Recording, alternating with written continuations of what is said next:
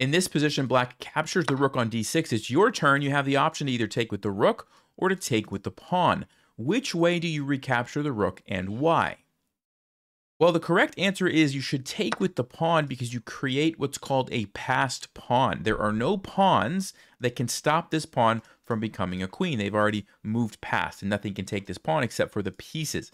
That is a very significant advantage as you head into the endgame, and that's why that's the best move. Now, this isn't all bad news. Of course, you keep control of the file. Maybe you could put your queen and support that, but it's not the best way to approach the position, and we're going to see exactly why that's the case as we go through this game. This is game 25 in a series where we're going through this book, Logical Chess Move by Irving Chernev. And let's just go ahead and jump right in. So d4, d5, c4 is the queen's gambit. Black can accept if they would like, but in this game they decide to decline. And the idea is you want to recapture with a pawn. So if white were to take, you want to make sure that you can take back with a pawn. Otherwise, you can get into some trouble. For example, if you defend with your knight instead of the pawn, now white can simply take, and you kind of have a problem. Either way that you recapture, you're going to get chased around. In this case, the pawn chases your knight around, or if you take with the queen, then white's going to play knight c3 and chase your queen around that way. And it's just, you're just wasting time moving your pieces multiple times. When you put the pawn there, if that were to happen, you simply recapture with the pawn and you're good to go. Nothing really is going to happen, okay? So that's the queen's gambit decline. White decides to attack, add more pressure, and here black plays the move bishop e7. It's kind of a weird move. Normally you would develop the knight first and then put the bishop on e7. They just decide to switch the order around. You do stop bishop g5 right away if that matters, but it happens later anyway, okay? So both players are developing their pieces. Black really doesn't like the bishop sitting there and decides to go ahead and play h6. Then they take the pawn, and they didn't play the queen's gambit accepted earlier, but now they're kind of transitioning into some of the same types of positions where they do trade that pawn on c4. And usually black can't get away with holding on to that pawn. White's going to get it back really whenever they want to. And so white decides to go ahead and do that right away with e3. We get a6, bishop takes, b5 gains some space and attacks the bishop. Bishop retreats. You could also go back to d3. This is a nice diagonal for the bishop as well. It kind of depends on how the rest of the game is going to go, which of course you can't predict the future. And so both of these moves I think are playable for white here. Black goes with knight b to d7, which is a good move, getting their pieces developed and getting ready to play c5. Notice they did not block the c-pawn. This is a big deal. Okay, you need that c-pawn to be able to strike at the center. And so far, so good for black. White plays the move queen to e2. The author mentions something about the queen here, that a lot of times early in the game, just moving it one square is very powerful. It's a subtle thing, but it totally repositions where the queen is. It gets out of the way so that the rooks can be in touch with each other after you castle. It does a lot of really nice things.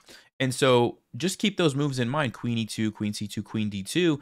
A lot of strong players are going to move their queens like this early in the game. c6. So this is kind of the first moment in the game where I feel like black really goes wrong. Okay, they were doing everything right. And if they play c5 here, black has a great game. You're striking at the center. You're threatening maybe in some cases to push by and force this bishop backwards, gain even more space. You have these 3 against 2 pawn majority over here on the queen side. Everything was good about black's position. For some reason, they played c6. Why? We don't really know. The author of the book doesn't even know. It's just not a good move. And even though it's not a blunder, you don't lose a piece. You're not going to get checkmated because of that. The game starts to go downhill from this point. And that's really why you want to be accurate with these early moves and try to make sure you come up with the correct plans for the position. So how does white punish black for this inaccurate move? I think this is very instructive for a lot of people watching this. They don't do anything right away. They finish their development. They get the king to safety. They get the rook to the half-open file. And they get the other rook to the center. They really put every single piece on a nice square before they start to attack or complicate the position. And I think this is where a lot of beginners go wrong. They attack too early before all of their pieces are in position, and that's what white does a great job of. Okay, now at this point in the game is when they say, okay, now is the time, let's go on the offensive. Knight to e5. And what you will notice is that this rook on d1, even though there's pieces in between, a simple trade of knights all of a sudden is going to open up things for white here. Okay, and that's why they put the rook on d1. That's why they're playing now knight to e5. So black actually does take, and if they try to go back to the original plan here of c5 in this position, it doesn't work out well for them. For example, takes. If you take with the bishop, now you've walked into a pin here which means white simply grabs the knight for free, and you can't take back because your queen is going to be hanging.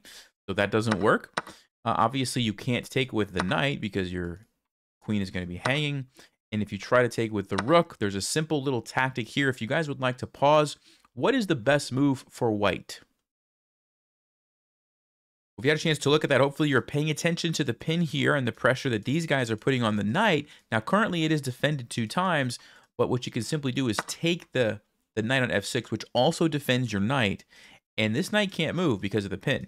And once you recapture, the knight is simply undefended. You simply grab that, and by the way, it's also a fork, and black's position is kind of falling apart, okay? So hopefully you're able to see that, and so that's why, you know, black had the opportunity earlier. They should have played it then. Now they're kind of paying for that decision. Okay, so what do they do instead? They do take the knight, and white recaptures. Now, you get doubled pawns, but what do you get in return? Well, an open file for your rook, an attack on the queen, an attack on the knight, and you're going to see how this d6 square is actually a weakness for black, which white can take advantage of as the game goes on, which we're going to see more, okay? So only real move here for black, knight to d5. You have to save the queen, and you also have to save the knight, so you have to move it somewhere to accomplish both of those things at the same time. And white trades the bishop because they want to make use of this d6 square, okay? Now, this move, knight takes c3, that black plays is actually very important, because if they don't do this, and they simply recapture the bishop, the d6 square is very easy for white to exploit. You guys should be able to see this, knight to e4 and knight to d6, right? A very simple maneuver, and it's a very powerful maneuver. Once the knight lands on d6, it's going to cause all sorts of problems, in black's position, right? I mean, look at this. It's defended by the pawn. It's very difficult to move, and that is not a situation that black wants to be in, okay? So because of that, they decide, you know what? I need to go ahead and trade off these knights while I have the chance, and it does come with the attack on the queen. So if white tries to take the queen, doesn't work out, there's going to be a fork here, and black is actually winning the game now. Okay, throw up material. So knight takes c3, white does have to recapture, and then black takes, and at least they don't have to worry about a knight jumping into d6. All right, so at this point, white decides to double up the rooks immediately on the d file, which looks really good. But at the same time, you might be thinking, well, black's just going to go there. They have enough pieces defending it. They're just countering white's rook. What is white going to do? Well, they're going to go rook to d6, the square that we talked about. And the idea is not that they want to recapture with the rook, and this is actually what happens in the game, but that they want to recapture with the pawn, like I mentioned at the start of this video.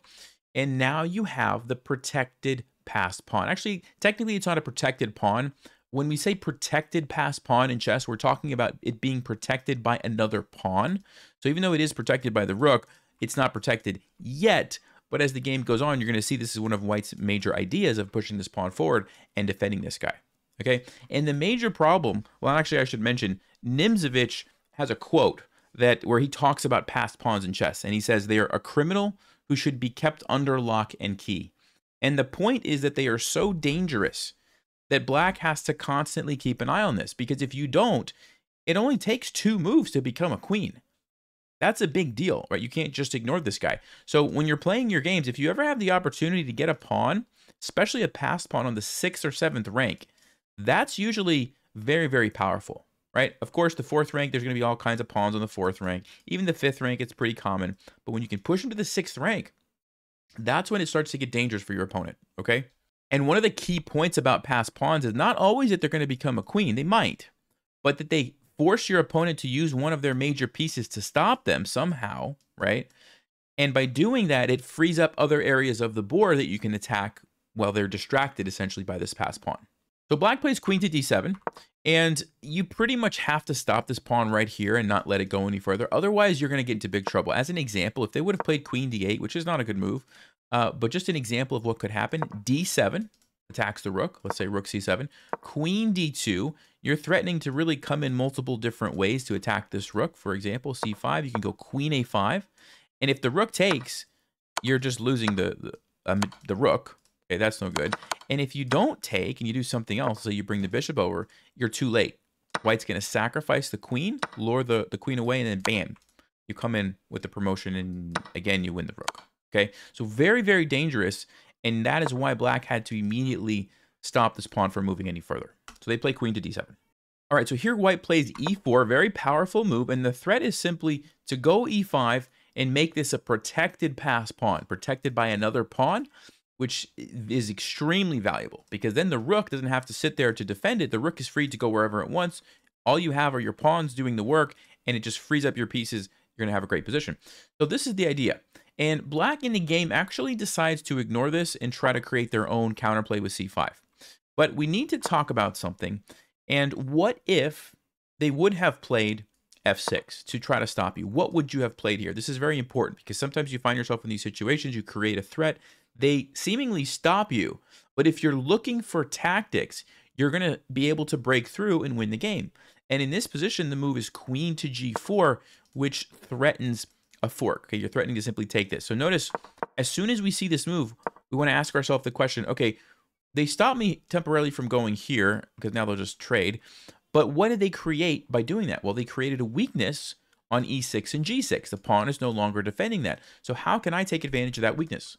Oh, wait a second. I'm already attacking with the bit. Oh, let's go queen g4. And we are starting to put pressure on those weaknesses. Okay, now, tactics are going to play a critical role in winning the game from here. And I want to actually let you guys test your tactics now with two different responses from black. So we're going to start with number one here. What if they just slide the rook over to defend the pawn like this? I want you to pause the video, try to find the winning continuation for white. All right, if you had a chance to look at that. So this is where the passed pawns are so important, and you have to keep them in the back of your mind in a tactical way. And what I mean by that is sometimes you have to sacrifice to lure the pieces away so that you can get a queen. Okay, for example, if the queen takes, you can simply trade the queens, and then guess what? d7, you're getting a queen. There's no way for the rook to stop you. You can't go there. It just gets captured. You can't go here because the rook, the bishop is out of place, the king is out of place, and white just wins. Now, you might be thinking, but wait a second, what if the rook captured instead of the queen and keeps the blockade? What do you do now? Well, hopefully you calculated this from earlier, but if not, that's okay. Queen takes e6. Even sacrificing the queen, guess what? To play d7 and get another queen. It's that powerful that you could even get away with this. And even though the queen can technically stop you, the rook is still defending. And so at the end of the day, guess what? You have a rook against the bishop. There's even a fork here. That was a bad move for black. They probably have to go here, but still, it's a rook against the bishop. You're going to win the game. So notice, you have to always be looking for these tactical opportunities when you have a passed pawn.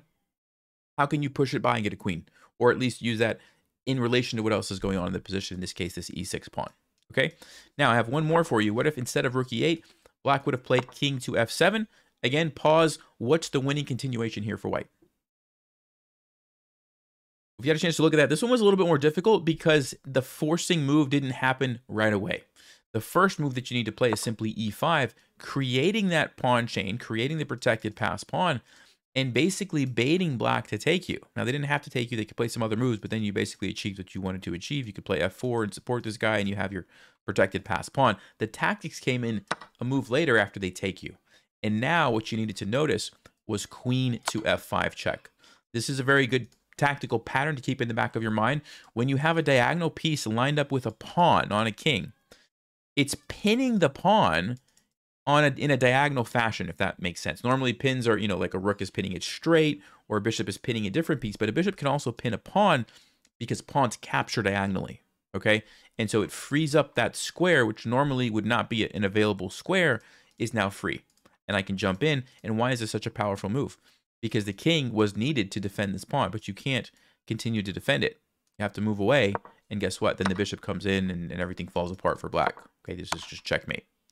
So that's your tactics practice for that position, but very, very good to be aware of that because I could see this being a very common move that a lot of people would play, right? They see what you're trying to do. They try to stop you. You have to have the understanding of, like, how do I take advantage of this, right? Back to the game, black did not do that, but instead ignored it and played c5, going for their own kind of counterplay and letting their bishop out. Okay? So white continues with e5, just solidifying that pawn. Now we have what's called a protected passed pawn on d6. All right, so black decides that since they've got it blockaded, let's go ahead and create some counterplay. They push the pawn to c4, attacks the bishop. White retreats. And then black plays the move queen to c6. And they're trying to replace the blockade here from being the queen to being a different piece. And the first step of that is to, like, move the queen away. And so this is a nice idea. They create a battery and actually threaten checkmate on g2. And of course, we don't have time to push our pawn and try to get a queen. We just lose the game right away. So what does white play? F3. This is a very common idea when somebody has a battery lined up on a diagonal or a file. You could do this with a file as well.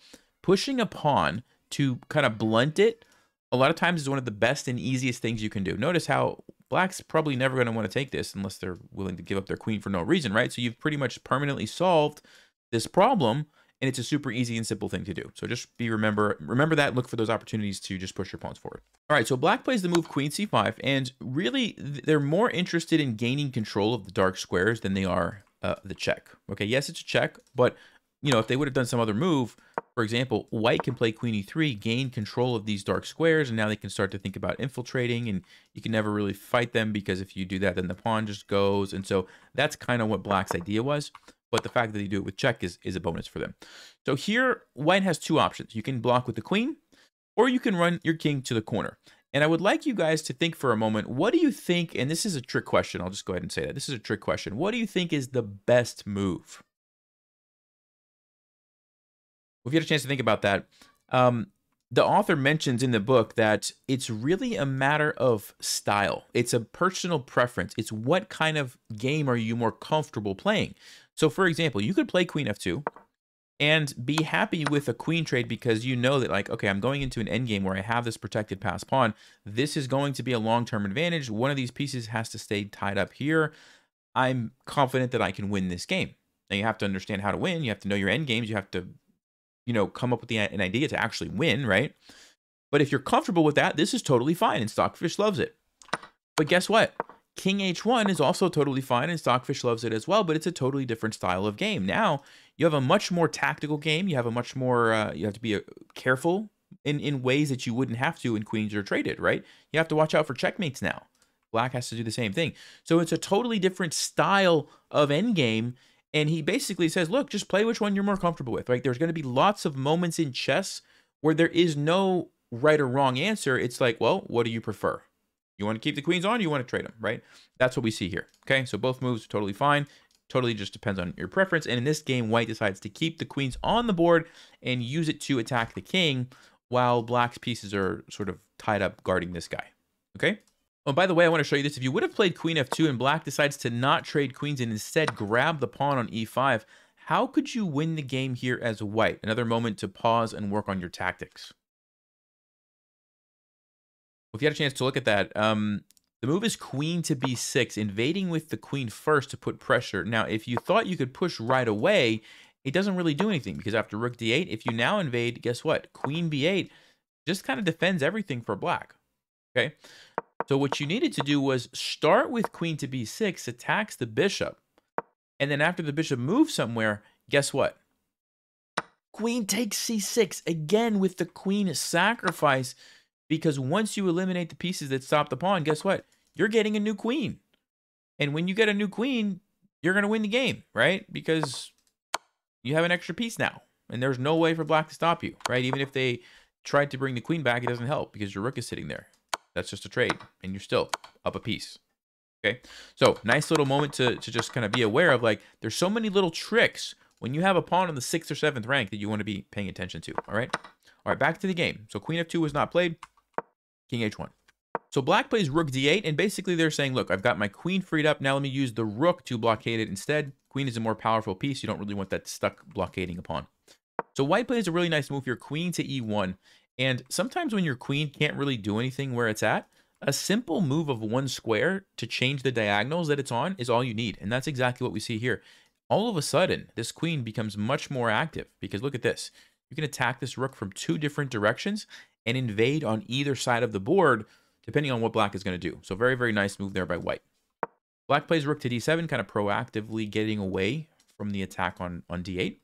And white just plays h3. You know, sometimes when you have a nice position like this, you can afford to play these really slow moves that gradually improve your position. White is basically saying, look, I don't ever in the future want to get back rank checkmated if I decide to move my pieces away to attack. And so I'm going to go ahead and give my king an escape square now. There's really no rush to attack because this is such a solid, position for me. Okay. Black goes bishop c6, again trying to kind of replace the defending piece with the lowest value piece that they have, the bishop in this case. White plays f4, solidifying the pawn chain, but also threatening to use this guy as a way to bust through and attack and open up maybe the king or maybe this area of the board where these pawns can push forward. Okay. So black goes rook a7. Not totally sure why they chose that square. There's not a whole lot of options that they can really do, but they want to replace this with a bishop at some point and have the rook maybe doing something here, but I don't know. f5, white is trying to bust through. Okay. And so black plays bishop to d7, getting ready to recapture with the bishop and defend. And here I think it's an important point. When you're attacking on a certain color square, don't feel like you are committed to always attacking on that colored square. So white is kind of focusing on these light squares, right? Trying to bust through here. But in one simple move, they immediately shift their focus and now they're attacking on the dark squares. And for example, the queen might be able to come over and with the help of this pawn, deliver checkmate to the king, right? If the queen was here with the pawn supporting, that's an easy checkmate. And so you want to be paying attention for just a simple pawn push. And all of a sudden you're attacking a different section of the board, right? Different color squares.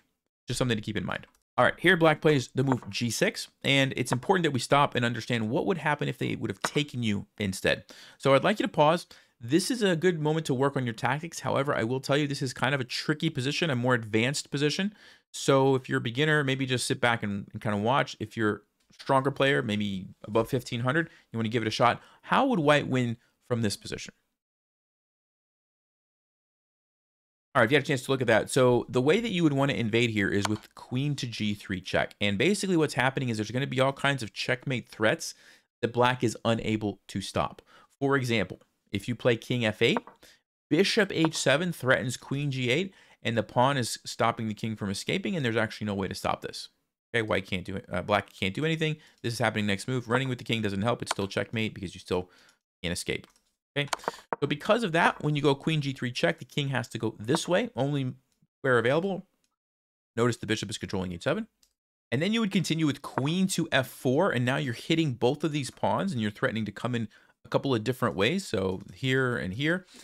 Black plays f5, trying to block out the bishop. You could invade with check. The king moves. You could go back to g5 check. The king moves. You go to f6, which is now threatening checkmate over here. Notice that the pawn is controlling this. So black has to stop that with king g8. And now you can play rook to f1, and you're basically going to come up and over and in with the rook somehow like this. Okay, and black could try to stop you by going here. You could probably get away with rook f4, but also just sacrificing and bringing the rook up this way to come over. For example, something like this would do the trick. Like I said, that was a pretty advanced line. That wasn't like the only line. There was lots of different ways you could have won. This is one of the most forcing ones. That's why it's kind of at a difficult position because there were so many different variations, right? But the general idea was that you needed to invade with the queen pretty much right away. Okay, you start with the check, then you go after these dark squared weaknesses, and then eventually, at the right moment, after some dancing around with the queen, you bring in the rook. Okay, that's what you needed to see. All right, let's go back to the game where instead of taking, black tried to avoid that by simply playing g6. All right, so at this point, basically what white needs to do now is attack the dark squares around the king. Okay, you have this guy kind of tying up some of black's pieces. He's created the weaknesses. You've forced him to do that now. But you have to make sure that when you do it, you don't lose your e-pawn. Okay, this is important. This e-pawn is holding everything together for white, right? That's why these pawns are so strong. If you played a move like, for example, queen h4, thinking you could come in here and do this, that's not going to work because after queen takes e5, guess what? Now your position's falling apart, right? You basically lost all your major threats there. So that's important. You have to make sure that you keep an eye on that. And so what does white do? Well, queen to g3 keeps it defended, but at the same time creates a very powerful threat of simply sacrificing the bishop. Okay, so for example, if black were to play some random move, you're just going to come in here, takes, check. You can't go in the corner, that's checkmate. If you go here, that's also checkmate. Okay, so that's the idea that white is going for. So black says, well, I better defend against that. Goes king h7 to add a defender here. And white simply brings in more troops. h4, right? Remember, again, we've seen this idea. The pawn is pinned, so you can just go there. He can't take you. You're just going to use it as a kind of an extra troop to attack on a g6. So black tries to bring in the queen to defend. h5, queen g8, adding a defender. And here, white basically says, okay, this is great. This is great. This is great. My queen looks really good. The rook really is the only piece that's not being used that much. Rook to d4. Guess what? This is what's called a rook lift. The rook's coming over here, and you're going to keep piling on the pressure on the king. And so black plays bishop e8, trying to allow the rook to maybe support this way and also defend with the bishop. Of course, you can't push because it's defended twice there. But what white does is plays rook to h4, and they are threatening something. This is a good moment to work on your tactics. Suppose black ignores you and plays the move a5, trying to push the pawns. What can you do to win the game? Get a chance to look at that. The move is capturing the pawn with check, and when they recapture you, you take with the rook, luring the king out, and queen to h4 is actually checkmate. Look at the pawn doing a job there, and the pawn here as well. That's the idea, and that is what black has to prevent. So they play queen f8 to defend against this. And then we get this little dance here, where white goes rook g4, now attacking here. So black says, I'll just go back. Then white swings over, hits the rook on a7. So they move the rook. Then the rook goes back again, threatening this h6 pawn with a capture here. Same kind of idea. And so what does black do? Again, back to f8 to add here. And white simply says, okay, let's bring in more troops, g4, right? And basically black is totally tied up. These can't move because this guy, and this can't move over here because of these guys. Black's just stuck. And so all white has to do is figure out how to bust through with a tactic to win the game. Okay, so g4 is played. Black plays king h8, trying to get out of the pin here. And I think now is a good moment if you would like to pause. What do you think white does to finish off the game from this position? If you had a chance to look at that, it's relatively straightforward. You can simply capture here. And when black recaptures you, then you're able to take on h6 because now you have two attackers and only one defender. And you've opened up the h file, and now you're able to get at the king. Rook to h7. Black tries to defend with the rook. Again, this is kind of a good moment if you want to pause. How do you finish off the game from here? Get a chance to look at that. The easiest thing is to trade the rooks. And then there's quite a few moves that you could play here. So if you didn't think of this exact one, that's totally fine. So for example, queen h3 is a great move. Queen a7 check is a great move. You could even move your king. Black is still tied up. You can hardly move because if you move the queen away, your king ends up getting checkmated. If you move the bishop away, this guy pushes. So you can really do whatever you want. In the game, white decided to go queen g5, adding more pressure here, also potentially threatening to sneak in on h5 in the future if they want. So what ended up happening was queen f7, queen h5 check, king to g8, and a final moment for you guys to work on your tactics. Imagine you're playing in this game. You have 2 minutes on the clock. You have to find the winning move against a grandmaster. Can you do it? Get a chance to look at that. Hopefully you were able to come up with bishop takes g6, which forces the trade. And right here, actually, black resigned because if they take you, guess what? The d pawn, which has been kind of the hero in this game, pushes to d7. You can't stop it next move, and you simply get the queen, and you're going to win very easily. So that's what happened, and really it all started. I mean, this was a long game. It all started way back on this moment right here when white decided to capture with the pawn, which is a little bit counterintuitive in some, I think. Like for me, I was like kind of tempted to take with the rook.